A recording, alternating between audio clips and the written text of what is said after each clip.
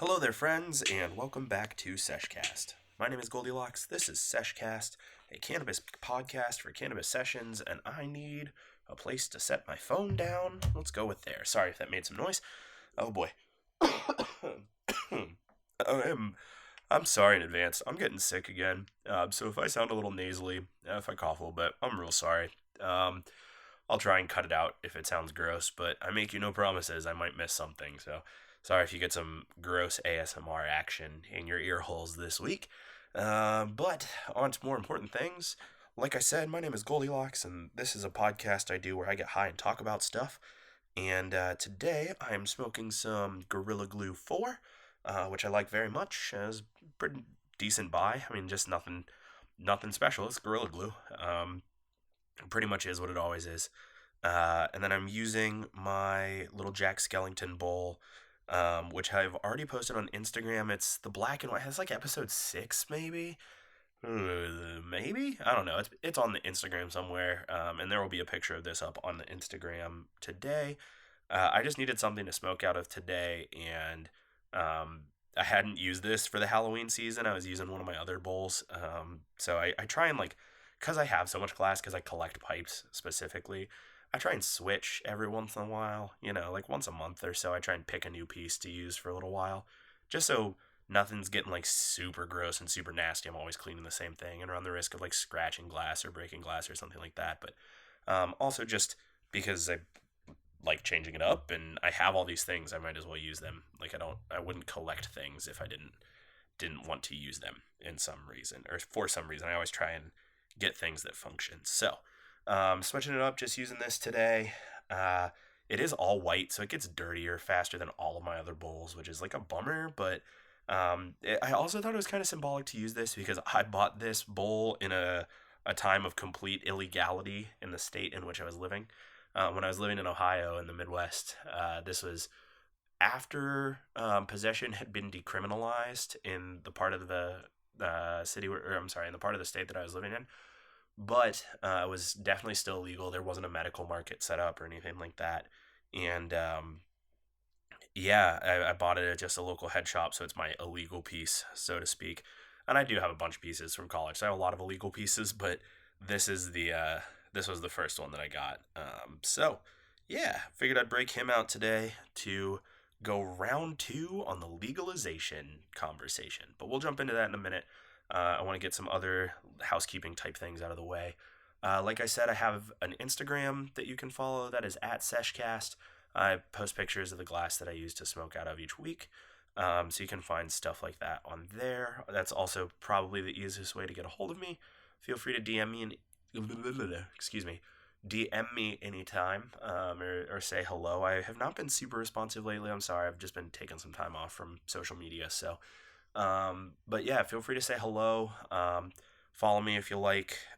Feel free to subscribe to the podcast as well, if that is a thing that you do. If you really like the show and you listen to it all the time, I don't know, click the subscribe button, and then you don't have to worry about things getting downloaded. It just does it for you.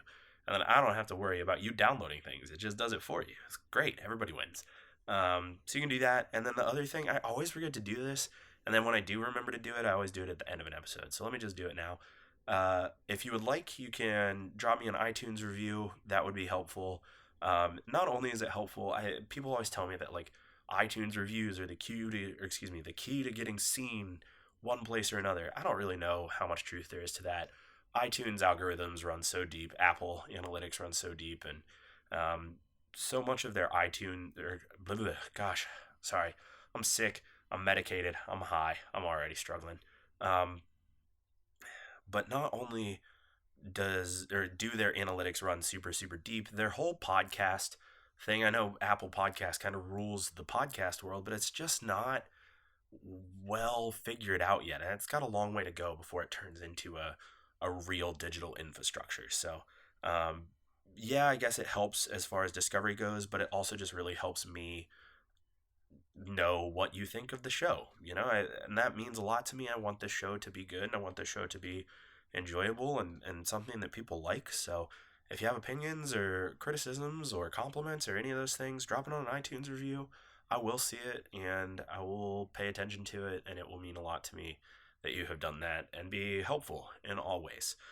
And yeah, I'm gonna smoke some weed now, and then I'm gonna talk about legalization because like I have sources and research. I'm ready to go. This is like the last legalization episode where I had sources and research, but I don't know. It's just let me smoke weed, and I'll get into this. I hope you're having a great day. I hope you're smoking something along with me. If you're not smoking along with me, that's okay too. I hope you do at some point. I would appreciate that, and I'm sure you would too. Um, so yeah, I'm gonna smoke this weed now, and I hope your day is good. Cheers.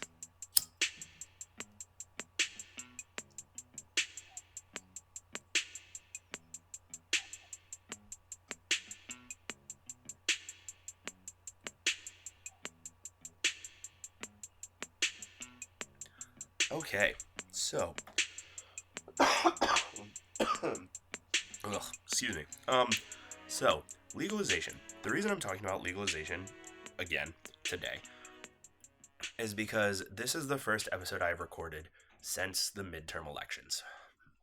Now, there is so much to talk about in the midterm elections that I could not possibly do it alone, do it in the 45-minute episodes that I do it while I'm high. There's so much to talk about in the midterm elections. And the other thing is, I don't think we're even really going to be able to talk about them eloquently until we are a couple months down the line, really into 2019. Um, and I mean that as far as elected officials go. For one, that's because that's when a lot of those elected officials step into office. But for two, there's just still undecided races at time of recording. I'm recording this on the 11th, and as far as I know, Georgia, Florida, and Arizona still haven't been called. Um, there's undecided races. There's a lot of things that I think we are going to learn about and from this election process going forward. I am a firm believer that this might be the most important midterm election in our country's history, and I think that this is going to be studied and is really going to change a lot of things, not only for 2020 but for elections down the road. So there's a lot that we have to learn about this election, and someday I would really like to talk about it on the show. That's not really going to be today.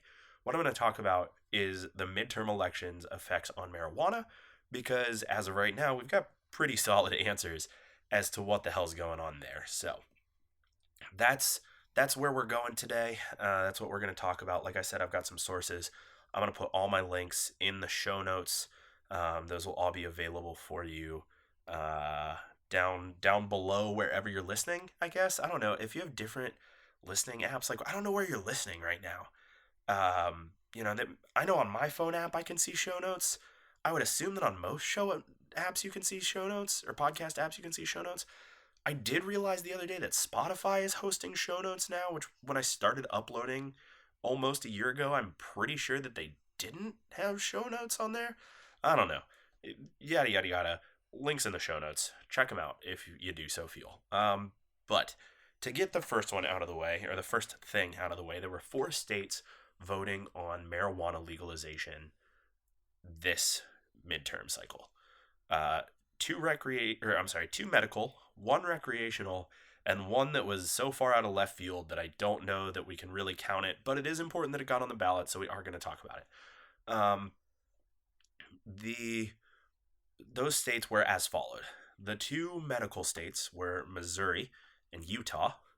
The recreational state was Michigan, and the state that was like really just far out of there was North Dakota, which I like to refer to as Dakota because I also don't think that the Dakota should ever have been split up. But that's not even a conspiracy theory. That's just an opinion on landmass and population.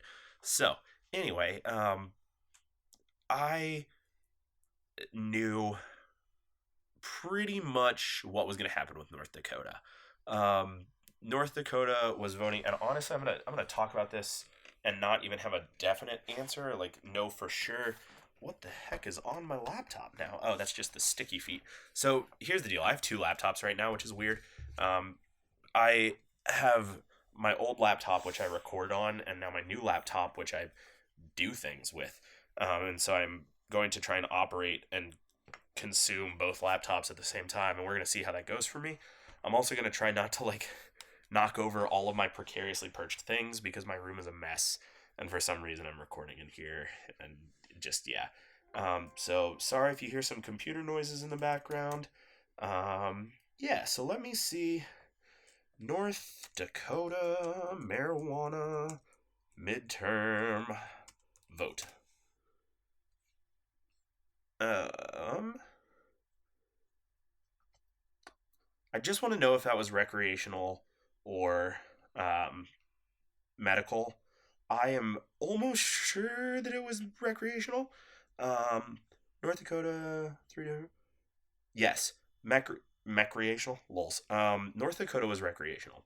North Dakota was like a bold go of it. They just were like, all right, we're gonna do all of this, and we're gonna do all of it right now. So North Dakota Measure Three allowed people 21 and older to possess, use, grow, buy, and sell weed for recreational purposes.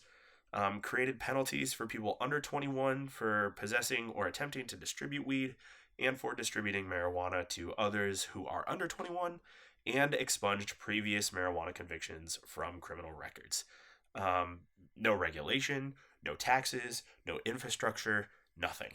Did some great things, however, did not was not a strong bill. Needed more content, needed more workshopping. So that did not go very well. Got less than 43% support, I believe, 42 point something, which is not insignificant. North Dakota is really just very restrictive on weed right now. I should pull up Kush Tourism and see um, if I don't even know if CBD is legal in uh, North Dakota. North Dakota weed laws. Sorry, I have like 8 tabs pulled up, and of course, I don't have the ones that I need. Um, I really like Kush Tourism because they tend to spell it all out. Um, I'm also not very good at using this new laptop. It's just a different setup than mine. Tourism. Yeah, there we go. That's what I need. Yeah, North Dakota is very harsh. Medical. Oh, but medical is legal in North Dakota. How did I not even know that? Um, I am so sorry, North Dakota. Let me take all the shit back that I just talked on you. I did not know that medical marijuana was legal in North Dakota. There you go. I learned something today. So they were going for recreational, but like I said, just not the strongest build. That's from Kush Tourism. Let's see. My last source was from Vox, which I'm not a huge fan of their news reporting, but they put things in bullets and made it really easy to pull up and look at. And I checked a bunch of other stuff. So yeah, that was North Dakota. Didn't pass. Less than 43% support. Not insignificant. To take back what I just said, even though they are a medical state, it's still a big deal. I mean, they're a conservative state. They are not really a state that has been on the forefront of cannabis culture. There aren't a lot of major strains from the 70s that secretly come out of North Dakota. No, no. So yeah, that was North Dakota. Didn't go. Womp. I'm gonna smoke, and then we'll jump back in. Cheers.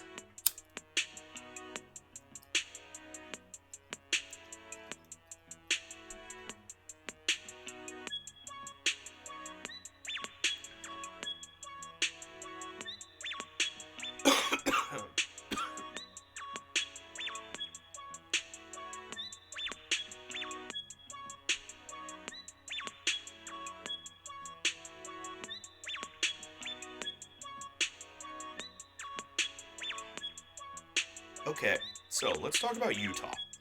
Utah was, I think, for most, or for many, the most surprising state to legalize marijuana in this year's midterm elections. So they went medical, which congrats to you, Utah. Big ups, big ups. Um, the biggest reason that I think it was a surprise to most folks is that one of the biggest oppositions in Utah legalization was the Jesus Christ Church of Latter day Saints, the Mormons, the LDS Church, who, at least in their own ways, claim to be 2/3 of the Utah population. Um, that sounds believable. I don't know if it's true. I didn't, source check that. But I think that it is at least somewhat accurate to say that a majority, and if not a majority, a large percentage of the Utah population belongs to the Jesus Christ Church of Latter day Saints or is Mormon. So the LDS Church was super anti legalization because they claimed that it would lead to increased use and recreational use, and it really sort of still is viewed it as a gateway drug, and yada yada yada. So, uh, Utah was kind of going back and forth with this, like, should we, shouldn't we, should we, shouldn't we?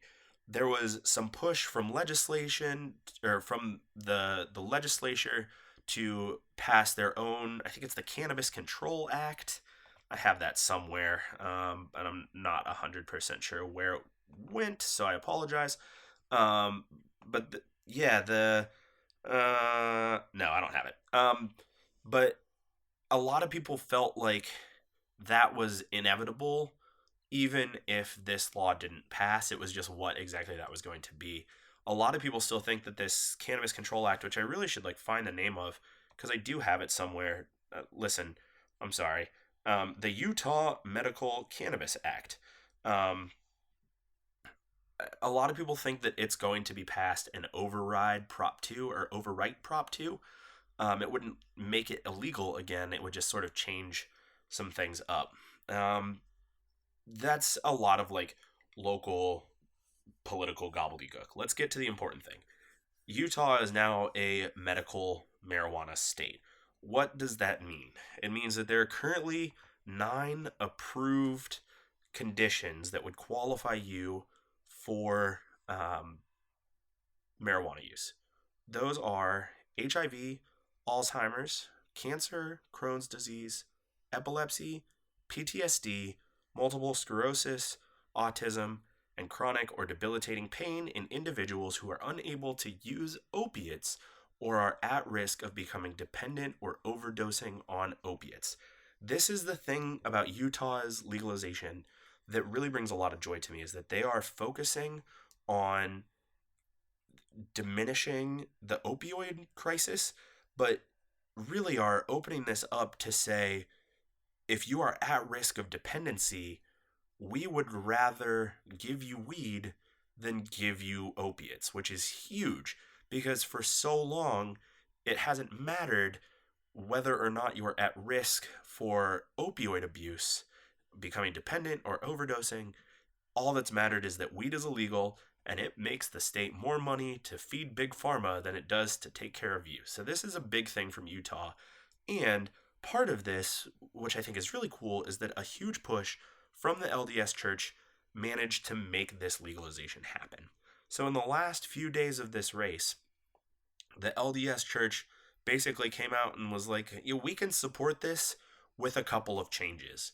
And those changes were, according to the LDS Church, and I would say that this is a believable thing. I'm sure there are other alternative motives, but it's safe to say that the biggest things for them were to protect children and make sure that children were not getting easy access to marijuana.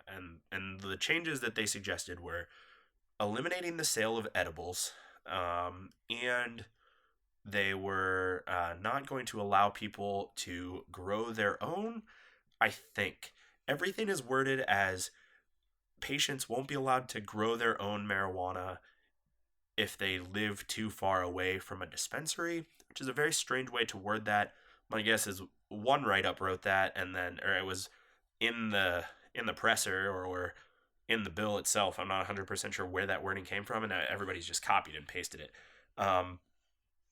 So it makes it sound like you can grow it if you're out in the middle of, like, you can grow it if you live right next to a dispensary, but if you live too far away from a dispensary, you can't grow your own weed, which is weird. I think they mean you just can't grow your own weed. It is allowing up to 2 ounces of cannabis or up to 10 grams of THC, which is a strange way to put that. I don't know if they mean mac or wax or what, in a 14-day period. So they do have to get a medical cannabis card connected to an electronic verification system, so on and so forth.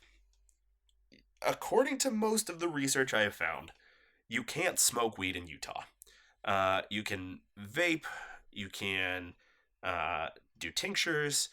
Up until the LDS Church said they didn't want you to, you could eat edibles, but I don't know that you can smoke, which I think is interesting. I always think that is interesting. Let me see. Um, this was I'm reading now from the abueducationfund.org voters guide. I don't know what ABU. Um, I have no idea what ABU stands for. I apologize. Um, I think that you can't smoke weed in Utah. I could be wrong, but I'm not seeing anything. Oh, there's a lot of stuff in here that I could read more of. Like I said, I'll post these links down in the show notes.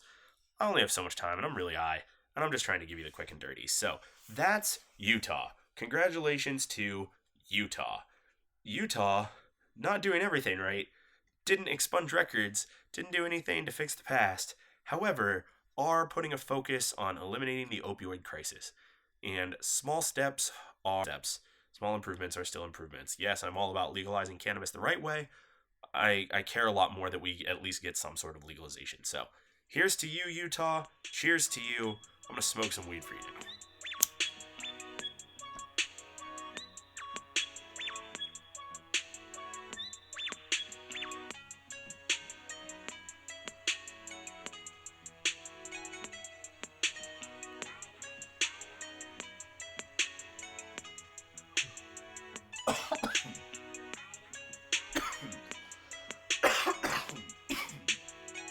Okay, let's talk Missouri.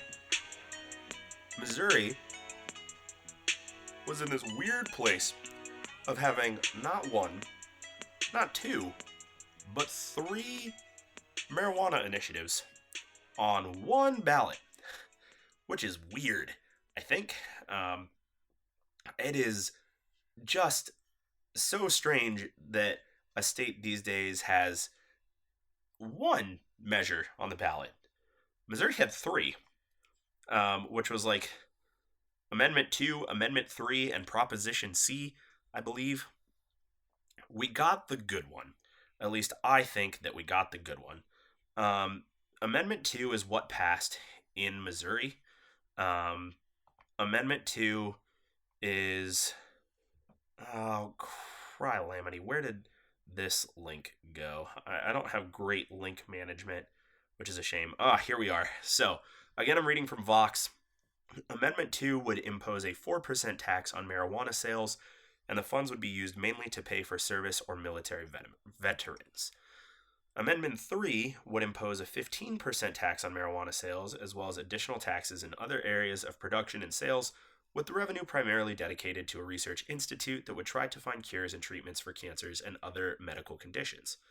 Proposition C would impose a 2% tax on marijuana sales, and the revenue would be set for veterans services, drug treatment, early childhood education, and public safety. So, that's the breakdown as far as what the taxes are going to. There's also a little bit of difference in the languages of all of those. If a patient didn't have a qualifying condition under the law, Amendment 2 and Proposition C would still let the patient get permission to use medical marijuana with a doctor's approval. Amendment 3, meanwhile, was more limiting, only letting patients petition a board to get a condition added to the state's list. So this is awesome. This is, again, sort of like that opioids thing back in Utah. This is Missouri saying, because they did pass Amendment 2, which contains this clause, that a patient can get permission to use medical marijuana with doctor's approval, even if they don't have a qualifying condition. Now, yeah, that's sort of what turned California into the Wild Wild West when they went medically legal, and you could just get a doctor's approval from an app and walk into a store and buy weed. Yeah, that opens the path to some things, but there are some more specific languages about how many people a doctor can approve and yada yada yada, that I think will cut back on that. Amendment 2 also allows for home growing, which the other two did not. Um, so this is cool for Missouri. Again, Missouri, a conservative leaning state, one that I think a lot of people expected to pass. Anytime you have three measures on a ballot doing the same thing, one of them is probably going to get its way through. And that was the situation in Missouri. So the qualifying conditions are cancer, epilepsy, glaucoma, intractable migraines, and intractable migraines unresponsive to other treatment, chronic medical condition that causes severe persistent pain or persistent muscle spasms, and then they give some included but not limited to, debilitating psychiatric disorders included but not limited to, and PTSD is on there, but that is if diagnosed by a state licensed psychiatrist. HIV or an acquired immune deficiency syndrome, which is AIDS. So, HIV or AIDS, a chronic medical condition that is normally treated with a prescription medication that could lead to a physical or psychological dependence, which again, we got that opioid thing out of there.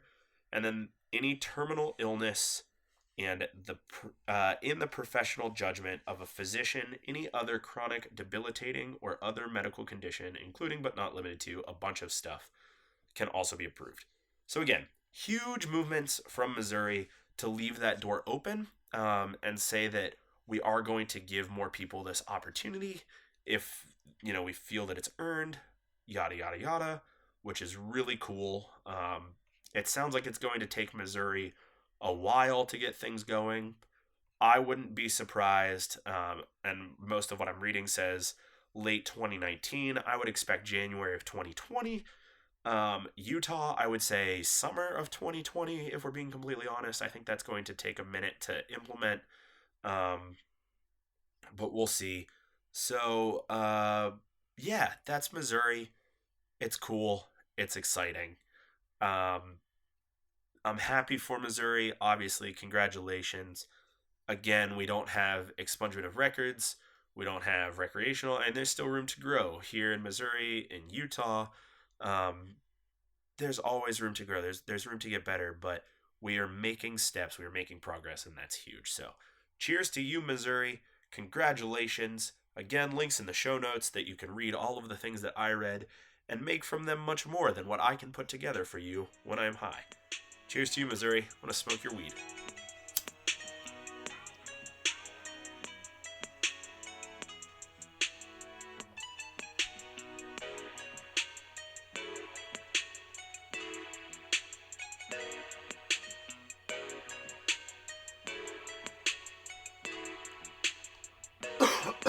Disclaimer, not Missouri weed. Just my weed.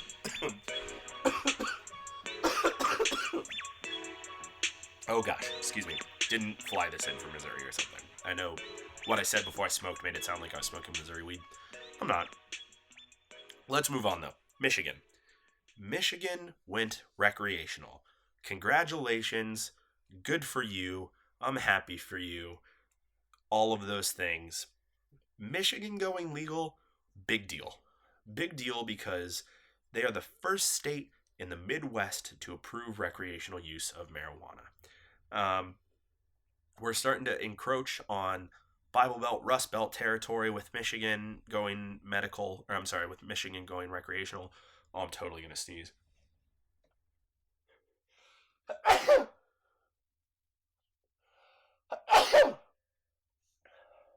Ugh. Okay, sorry about that.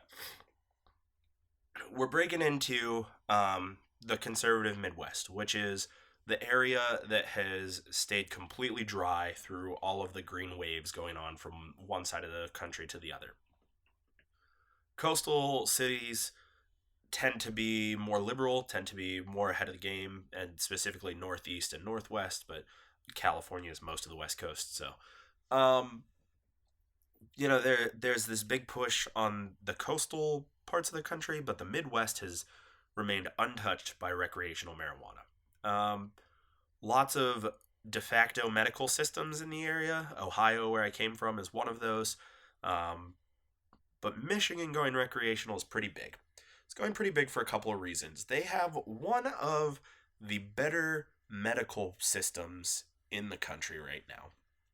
Uh, so with them going recreational, it really sets up the opportunity for a solid recreational market in the Midwest and not one that is shoddy and not well put together and is just sort of a struggle along. Michigan is right on the Canada border, obviously. Michigan slowly inserts itself into Canada with each tectonic shift. Yeah, tectonic plates. Yeah. Um, so obviously, with Canada going completely legal, Michigan is already smelling the weed from across the lakes, and it's really going to bring a lot of that culture to down into the United States, specifically into Ohio and Indiana, which are two states that are pretty far away from legalizing recreational. Ohio shot down a ballot vote in 2016. No, 2014. In 2014, I believe. And Indiana is one of the stricter states in the Midwest as far as weed goes. So for Michigan to be bringing that cannabis culture to the Midwest and to siphon some of that down from Canada and into Northern Ohio, it's going to make a lot of changes. The thing that it's really going to do is shake up the economy in that area. And I lived in Ohio for all of my college career. And it is a very interesting state, uh, brought together largely by the fact that it really hates Michigan. A lot of that is because of the Ohio State Michigan rivalry, but a lot of that is just industry and back and forth between professional teams and just that there is an evident rivalry between Ohio and Michigan in more ways than just college football. And Michigan stands to make a shitload of money on recreational marijuana, and they also stand to make a shitload of Ohio's money on recreational marijuana. Because I lived in Columbus, which is dead center of Ohio. You could drive to Michigan in like 2.5 hours. Ohio is a very drivable and relatively small state. If you wanted to drive from the southernmost point of Ohio to like Detroit, it would take you all of maybe 5 hours with traffic. Um, so if Michigan goes recreational, which it did, but I should say when Michigan starts to implement its recreational infrastructure, there's going to be a lot of commuters bouncing back and forth from Ohio to Michigan. Now, whether that is black market runners or just weekenders going up and throwing a baggie in the backpack and hoping the cops don't pull you over for speeding on the way home, or what have you, and that influence is already there with Michigan's medical uh, system in place. I mean, trust me, my last year in Ohio, I smoked a lot of Michigan's weed, but the the flow of recreational like money coming out of Ohio and going into southern Michigan is going to be huge. Now, with all that being said, it's going to be a while before we see any rec weed in Michigan.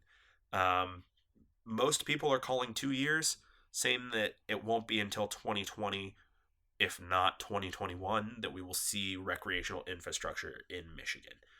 I am slightly more optimistic. I would say early 2020 is when we're going to start to see storefronts open. Um, but it's got a long way to go, and I've got some articles pulled up about Michigan as well, um, and some really funny things pulled up about Michigan, which I will talk about here in a minute. Um, but this is who? What is this woman's name? Um, oh, maybe this is just 11 questions. I'm sorry. I thought this was tied to somebody who like asked an expert, but this is from Bridge, Michigan's nonpartisan nonprofit news source. That seems like a good place to take news from. So when does the law take effect? It'll be about a month. Who can use? 21 years or older. Um, Definitely 100% still no driving, still no federal lands, none of that in Michigan, of course. Um, the law allows users to carry 2.5 ounces in public and at home have up to 10 ounces and 12 plants, as long as they're not grown in a location visible from outside. So if you want to put together good sunlight weed, good luck. Cut a hole in your house. But you can put 12 plants in your basement and nobody's going to give a shit. Um, so until that goes into effect, which is in about a month, police can still enforce and will still enforce marijuana infractions outside of the medical laws. Um, what that means is that you're probably safe as long as you're not an idiot. Nobody's going to bust down your door and steal your weed in Michigan. But if you are out and about and being dumb and driving while high and have weed in your pocket, it's not going to go so well for you. So there's that. Um, the big thing now is when this is all going to get set up, because this bill legalizes recreational marijuana, but it doesn't put together a lot of the details. Excuse me. A lot of your regulations as far as like edible size and where things can be sold, when things can be sold, how much can be sold at a time, specific taxes. A lot of this all still has to be put together. Who is going to be putting that together is the Department of Licensing and Regulatory Affairs, as well as a bunch of other people, but that department is in charge specifically about, let's see, Michigan state and local governments must establish regulations before products hit the shelves. That will take about 2 years, as the initiative gives the state's Department of Licensing and Regulatory Affairs 24 months to create and start distributing licenses. So what that is mostly going to take into effect is when the stores are going to go up and so on and so forth. One of my big issues with the marijuana law in Michigan is that this doesn't go backwards. This doesn't expunge any records or take care of old infractions or anything like that, which still bums me out. I think that's very, very important. I talked about that in the last legalization episode, which was episode 17, if you wanted to go back and check that out. Of course, you can still get fired for using marijuana in Michigan.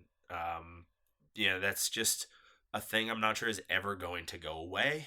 And I think that there's a lot to that. It's like a really interesting discussion to have. Because if you're a medical patient, you consume off the clock. Of course, you should be able to hold a job and take your medicine when you get home at the end of the day. If you are, I don't know, a bus driver and you show up to work high, yeah, you should definitely be able to get fired for not passing a drug test. So, I don't know. That's a sticky situation and one that some specific laws will have to be written about at one point or another. The reality is that a lawsuit could block the implementation of this for a while. It's happened in almost every state. It's been sticky going. It would not surprise me if it was the same for Michigan. However, the state is unlikely to block it. Another harsh reality of this Michigan legalization is that in Michigan, this law leaves it up to cities and localities to determine how many shops there can be, where those shops can be, when those shops can be open. It does not, I believe, give them the ability to completely ban marijuana in a town, but it can really harshly limit where it is sold. And maybe it can. Maybe this was the one that it could, and like Missouri was the one that it couldn't. The long story short is that there's going to be a lot of hurdles to jump over to open a pop shop in Michigan for the next couple months. But big congratulations to Michigan. Big congratulations to residents of Michigan, Missouri, and Utah for making huge steps towards federal legalization this year. That's great. I love it. I'm super happy about it. I want to say one more big cheers to everyone, Michigan included. Then I'm going to read this funny article, and then I'm going to tell you one little hazardous conspiracy theory that I have. So, let me hit this, and I'll be right back. Cheers.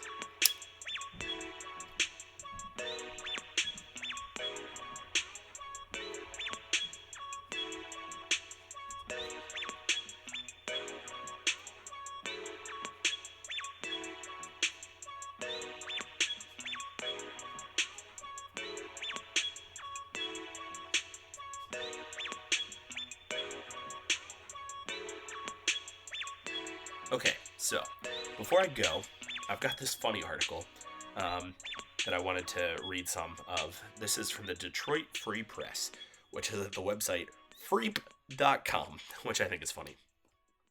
They wrote an article on November 8th titled How to Sound Legit in Michigan's Marijuana World 26 Words to Know, um, which I read as "Hello, fellow millennials." um, that meme of Steve Buscemi and the like skater kid outfit. So this article again says goes into effect in early December and becomes commercially available in 2020, but it has some uh, terms that it thinks you should know and some definitions of them, like cannabis, the actual plant that produces hemp and the psychoactive drug used for medical and recreational purposes, where it's legal. And then they have indica, one of three families of cannabis known for producing a relaxing high. All right, things are already starting to go off the rails a little bit. Then they have ruderalis, the least common family of cannabis. Known for quick flowering, it is sometimes bred with indica or sativa to increase the speed of growing. That's a term that I didn't even know before I read this article. I've been smoking weed for, I don't know, like 4 or 5 years. I've never heard that before. Blunt, a marijuana cigarette made by dumping the tobacco out of a cigar and replacing it with marijuana. Okay, we're going somewhere. We're all right. Cannabinoids, or CBD, the chemical compounds found in cannabis. Some of the compounds contain THC and others don't, but they can be used in creams and oils for pain relief. Okay, I guess you're not technically wrong. You're not 100% there. Kush, a specific and well-known strain of the indica cannabis plant. Again, you're not wrong. And then here's like, again, a couple of like terms that I guess you can know, but like, why would you need to? Roach and roach clip. Once a marijuana joint is almost burned out, the small amount that's left and the clip that's used to finish off the joint without burning your fingers. Detroit Free Press. Who's your audience? Who do you think doesn't know any of these words and needs to be taught what cannabis is? Who will be out there saying, "Ah, yes, pass me the roach. I have a roach clip right here." I'm not sure. I'm just not there with you. Um, Terpenes, chemical compound found in cannabis that produces the flavor and smell of the flower. Again, yeah, okay. And then like there are some other ones on here that are kind of choice, and all of them are just weird, like bong, a glass, ceramic, or plastic device used to smoke marijuana that also has a chamber for water to cool the smoke before it's inhaled. Again, it's just a simple definition. You can make bongs out of way more than glass, ceramic, or plastic. I've got one made out of pumpkin right here. Um, you can do plenty of things to make a bong. I don't know. It's just a weird article. I'll post it in the show notes as well because I think it's funny and I want people to read it and I don't know, pass judgment on the freep. Um, yeah, yeah. So there's a legalization episode for you. There's that. There is a little bit of an update on what happened in the marijuana world while the political world was happening because I do think it's really important to stay super up to date and all sorts of on with the political mumbo jumbo going on in the world right now. But the reality is that you still have to have your own things and you still have to care about your causes. And one of my causes is marijuana legalization. I consider myself to be an advocate. And in that, I want to stay up to date with what's going on and sort of stonerly, sickly, medicatedly, tiredly walk you through the updates of the last week. So there's that for you. I hope you learned something. If I said something wrong, please yell at me and tell me so that I can apologize profusely and probably never change it. And yeah, my last thing that I want to say here is a little bit more political, and is is a conspiracy theory, I guess, kind of in its own little way. But I want to put it out there that I think before 2020, we are going to see federal legalization used as a political pawn. Um, I 100% think that one party or the other will pick up medical marijuana or recreational marijuana legalization federally and say, this is what we stand for and this is what we're going to do. My guess is it's going to be to sway the millennial vote, because I think that millennial is the new pot smoking generation. Mostly because we are soon to be the largest generation, and I know more millennials who smoke weed than I do baby boomers who smoke weed. I think that it's going to be used to sway the opinion of millennials towards one side or the other. And what I want to say to you, my fellow millennials and others listening, is don't let our desire for legal weed distract us from the other important things that are going on. The fact that weed is illegal is fucked up. The fact that there are a shitload of people in jail for smoking weed or selling weed at one point or another is fucked up. The fact that we welcome the cartel across our borders on the regular to smuggle weed up for us because we can't just make it legal ourselves is fucked up. And the fact, for first and foremost, that we're letting people die by the hands of opioids on an hourly basis because weed is legal is fucked up. All those things aside, it's really important that we remember that most of us who are into weed are smoking weed and can get weed, and that the black market is active enough that weed is not something that we can't get a hold of, and I think at the end of the day is not the end-all be-all most important issue in the world right now. And like I said, marijuana legalization means a lot to me, and it's something that I focus my energy on, and I think it'll help the world a lot, but I think there's some more important things going on, and I think that marijuana is going to be the wool that gets pulled over all of our eyes. And I would love it if we could take our legalization and run and also get what we want. But I think that the side that pulls out the, well, I'll just make weed legal side may not be the side that we want to follow. That's my opinion, and you can take from it what you will. But what I will say, and what I think is a fact, not just an opinion, but please don't be a single issue voter. And please don't think, well, he said he'd make weed legal, or she said she'd make weed legal, or they said they'd make weed legal, and that's what I'm going to go with. Because I think that there are a lot of other things going on in the world right now, and I think that's going to be something that gets used against us. And so let's be cognizant of that, and let's take that opportunity to open the legal doors to marijuana, and then vote the way that we should vote and the way that we want to vote, and get all the changes that we can out of this world. So there's my 2 cents on that. There's an update on marijuana legalization. I think that's a podcast. I'm pretty sure that's a podcast. I'm going to smoke this weed and then I'm going to leave. Have a good day. Have a good whatever. I don't know if this is daytime or nighttime for you. Maybe it's a day, or maybe you're in an altered plane of existence where time no longer matters to you and you float freely through the ether, pondering the questions of life. I don't know where you are, but I hope wherever it is good. Cheers.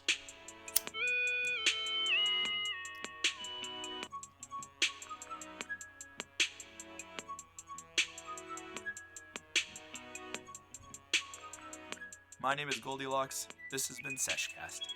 Thank you so much for listening.